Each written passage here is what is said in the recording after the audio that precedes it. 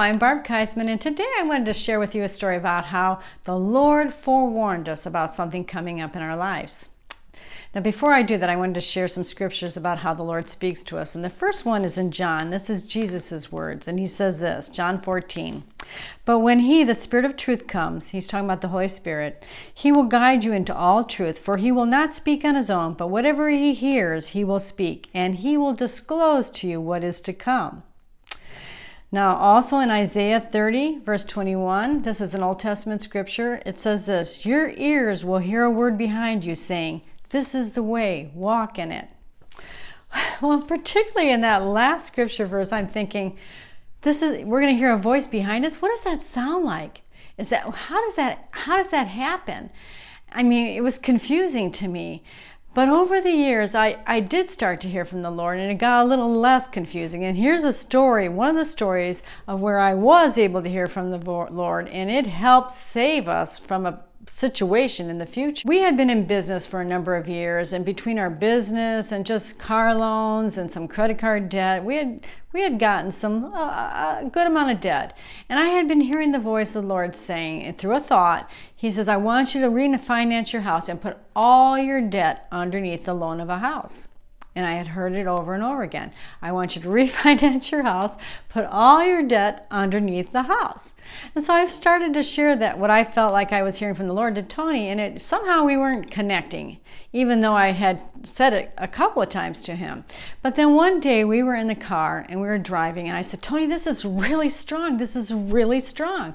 The Lord is telling us that we need to refinance our house and put all of our debt into the loan of the house.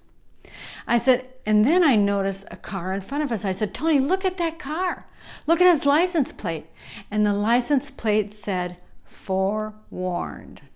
I said, Tony, God is forewarning us. And if we don't do what I think he's telling us, he's told us it's on us because he tried to warn us. Well, we did. We refinanced our house and we put everything. We only had one payment after that. And what we didn't know at that time was 2 years later, we would end up divorced.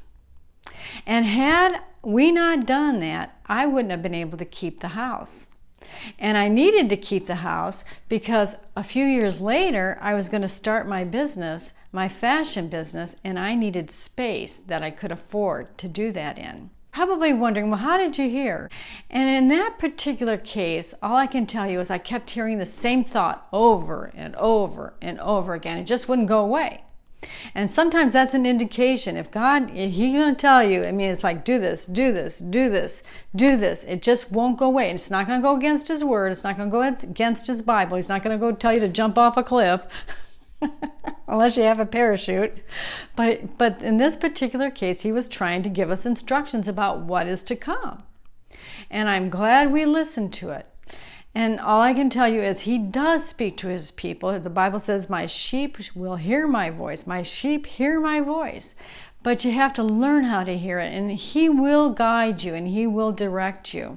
Anyway, I hope this helps you learn a little bit about how to hear from the Lord, and it will help you in the future. When he wants to direct your paths, you're going to hear that voice behind you.